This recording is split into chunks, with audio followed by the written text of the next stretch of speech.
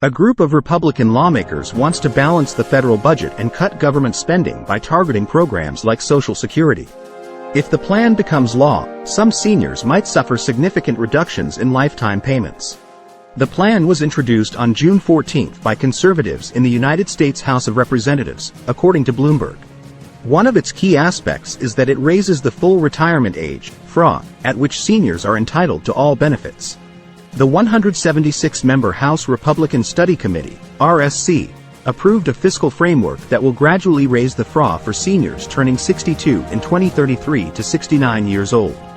Depending on your birth year, the current full retirement age is 66 or 67.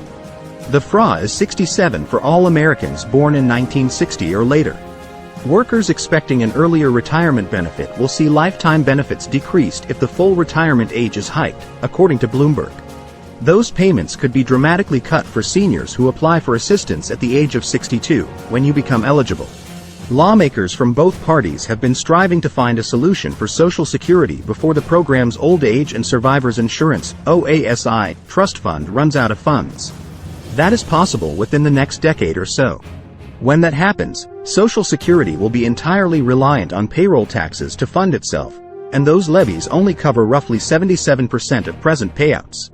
While most Democrats favor increasing payroll taxes or reducing benefits for the wealthy, the Republican Party has mostly concentrated on reducing or privatizing Social Security. House Speaker Kevin McCarthy, R. Caliph, recently told Fox News that the debt limit deal passed this month was simply the first step in a bigger Republican agenda that includes additional cuts. This isn't the end, McCarthy said. This does not address all of the issues. We only had 11% of the budget to look at to locate these cutbacks. We must examine the overall budget. Mandatory spending is the primary driver of the budget. It's Medicare, Social Security, and loan interest. What the speaker didn't mention is that Social Security and Medicare ran huge annual surpluses for decades because of excess payroll tax collection. These surpluses were used to pay for on-budget items, otherwise known as the general fund. This use of excess payroll tax collection had the effect of making the annual deficits appear smaller than they actually were, for decades. He also didn't mention that Social Security and Medicare have their own tax base and are not actually part of the federal budget. They are both considered off-budget items. Republicans, according to Bloomberg, say that failing to modify Social Security will result in a 23% drop in benefits after the trust fund is spent. Raising the retirement age is one method of mitigating the immediate damage. The RSC claimed that its proposal would balance the federal budget in 7 years by reducing expenditure by $16 trillion and raising revenues by $5 trillion. Social Security and Medicare are funded by taxing wages up to a maximum of $160,200 in 2023. Taxing all wages with no maximum and phasing out benefits for those wealthy enough to not need them is a more logical method than making our most vulnerable have to sacrifice even more when they need the benefits the most.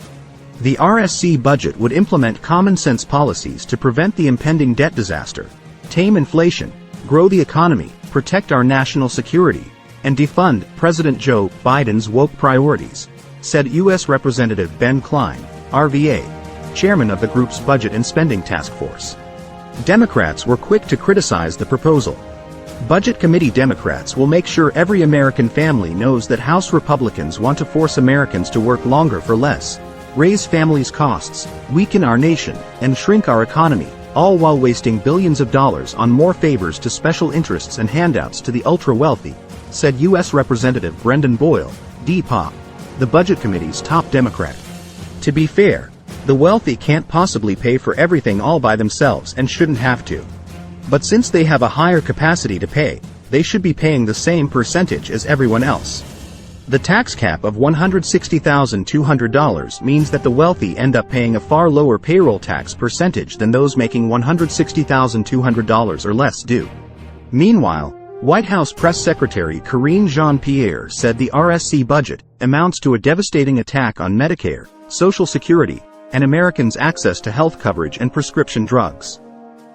Although the measure may pass the GOP-controlled House, it is unlikely to become law, at least not while Biden is still president.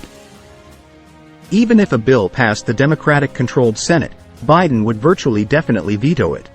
What do you think? Leave a comment below on how you think the plan to raise the full retirement age will affect you, and offer up an alternative solution that you feel may protect Social Security and Medicare without hurting those that need it the most. Take care and remember that your money matters.